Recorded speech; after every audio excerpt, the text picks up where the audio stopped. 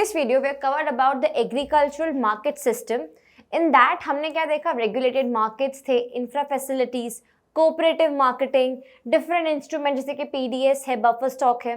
तो गवर्नमेंट ने बहुत सारे cumulative steps लिए to improve the marketing system of agriculture. उसके बाद क्या, अब हम देखने वाले हैं emerging alternative marketing channels. That means agriculture system में और थोड़ा इंप्रूवमेंट हुआ, वहाँ पे ऑल्टरनेटिव चीज़ें आई. ठीक है, वहाँ पे हमने क्या देखा था, रेगुलेटेड मार्केट. यहाँ पे क्या है, farmers market, origin of farmers market.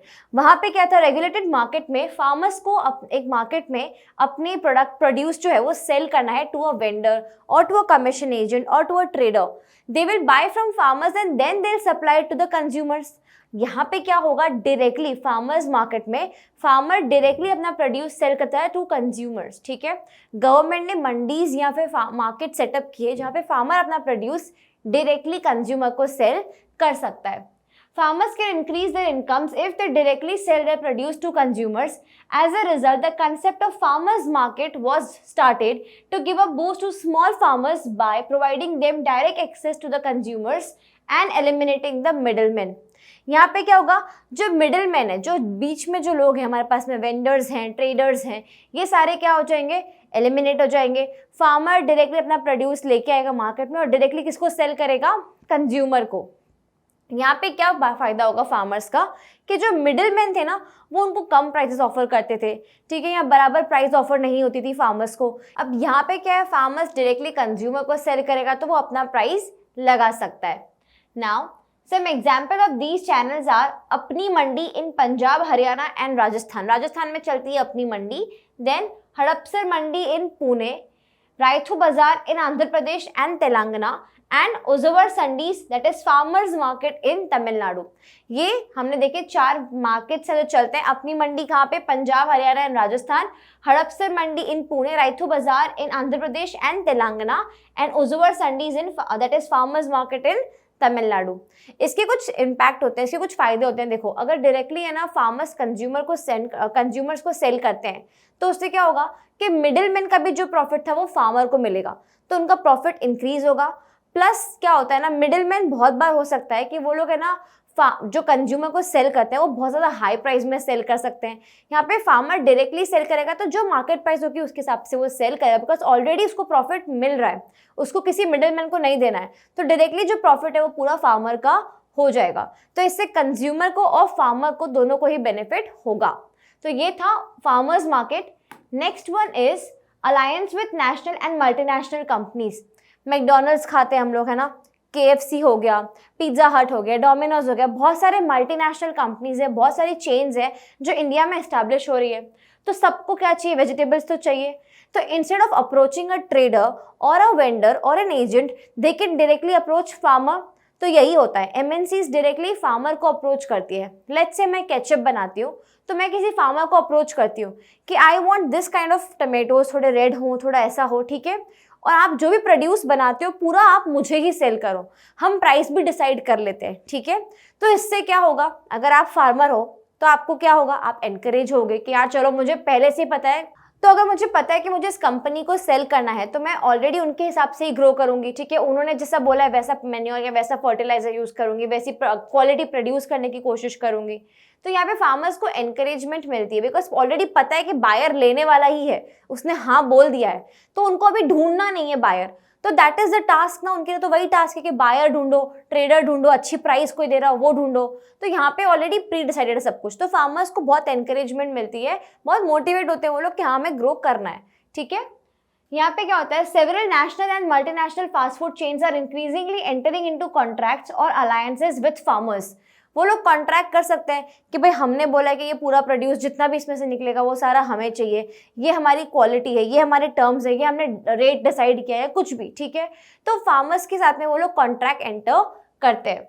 They encourage farmers to grow and to cultivate the farm product that is vegetables and fruits of the desired quality. जो क्वालिटी उन्हें चाहिए, जो वेजिटेबल उन्हें चाहिए वो फार्मर को वो लोग ग्रो करने के लिए बोलते हैं. Now they provide them with not only the seeds and other inputs but also assure procurement of the produce at pre-decided prices. यहाँ पे क्या बोला जा रहा है कि फार्मर्स के साथ में सिर्फ कॉन्ट्रैक्ट में सिर्फ वो लोग क्वालिटी नहीं डिस्कस करते, they also offer them seeds inputs, because उनको जो क्वालिटी चाहिए ज़रूरी कि फार्मर वो क्वालिटी अफोर्ड कर पाए नहीं, राइट? तो वो सीड्स, वो इनपुट्स क्या देना है, क्या केमिकल चाहिए, क्या कौन सा केमिकल फर्टिलाइजर चाहिए, कौन सा मैन्योर चाहिए, कौन सा सीड चाहिए, वो सब वो लोग प्रोवाइड करते हैं फार्मर को along with the pre decided prices. मतलब प्राइस पहले से ही डिसाइड हो जाती है कि इस प्राइस पे हम आपसे परचेज करने के लिए रेडी हैं. Now it is argued that such arrangements will help in reducing the price risk of farmers and expand the market for farm products. Of course, अगर ये अरेंजमेंट्स होती है तो फार्मर्स के लिए बहुत एक्सपैंड हो जाएगा चीज़ें, ठीक है, प्लस फार्मर्स के लिए मार्केट एक्सपैंड हो जाएगा, कंपनीज अपने आप अप्रोच करेंगी. तो अब यहाँ पे क्या एक रिसेंट हुआ था हमारे कंट्री में, वो दैट वाज फार्मर्स बिल, कृषि बिल आया था, 2020 की बात है. और आपको याद होगा कि फार्मर्स बहुत सारे दिन की स्ट्राइक पे थे. तो उसमें क्या हुआ था, इन 2020 the Indian parliament passed 3 agricultural acts. यहाँ पे कुछ एक्ट्स पास हुए थे इसी रिगार्ड में.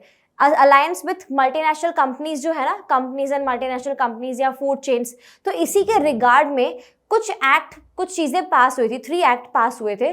बट क्या हुआ, फार्मर्स का जो एक सेक्शन था, दे वर अपोजिंग अ लॉट. बहुत सारे लोग स्ट्राइक पर उतर के आ गए, बहुत सारे फार्मर्स उसके अगेंस्ट में थे, इसीलिए वो बिल 2021 में क्या हो गया, इट वॉज टेकन बैक, वो रिवोक हो गया.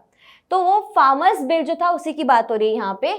However, due to opposition by a section of farmers, these acts were taken back in 2021. Farmers ने अराउंड कुछ शायद 2-3 महीने लंबा स्ट्राइक किया था and they were opposing the act, और इसीलिए लास्ट में गवर्नमेंट ने उसको रिवोक कर दिया.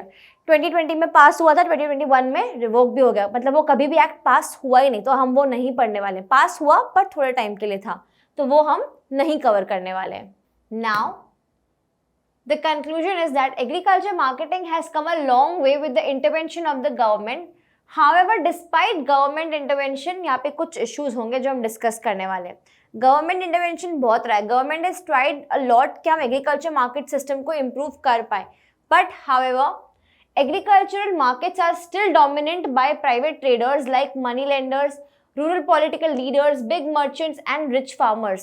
क्या बोला जा रहा है यहाँ पे, गवर्नमेंट ने बहुत ट्राई किया कि हम क्रेडिट भी अपने अंडर लें, हम क्रेडिट दें, बट स्टिल क्या होता है, क्रेडिट तो गवर्नमेंट दे देगी लेकिन मार्केट जो है वो किसके अंडर चला जाता है, पॉलिटिकल लीडर्स के अंडर और एल्स मनी लेंडर्स के अंदर, बिग मर्चेंट्स, रिच फार्मर्स.